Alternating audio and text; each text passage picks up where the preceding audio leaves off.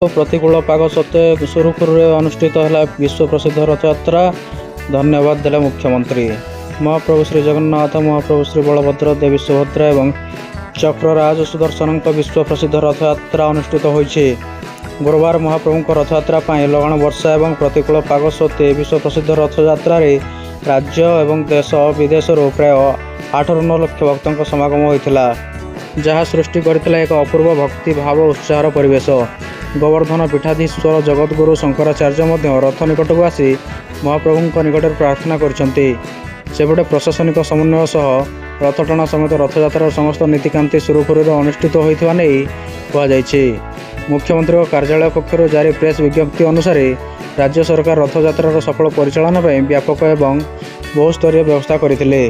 Police, स्वास्थ्य, अग्निशम सेवा, ODRAF, NDRF, परिवहन, पौर प्रशासन, जनस्वास्थ्य, शक्ति और अन्य विभाग को सामिल करी व्यापक योजना पूर्व प्रस्तुत करा 24 घंटिया पर्यवेक्षण, पर्याप्त सुरक्षाकर्मी नियोजन, सीसीटीवी कवरेज, घोषणा व्यवस्था, ट्रैफिक नियंत्रण, परिमल व्यवस्था, पानीय जल सुविधा, जरूरीकालीन चिकित्सा सहायता माध्यम भक्त सुरक्षित और सुविधाजनक दर्शन को सुव्यवस्थित करा।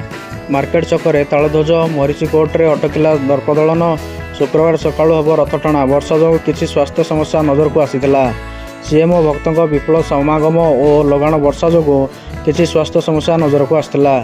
यह समय 7 जन व्यक्ति असुस्थ अनुभव करते से तुरंत डाक्तखाना को नियाଯାଇଥିଲା।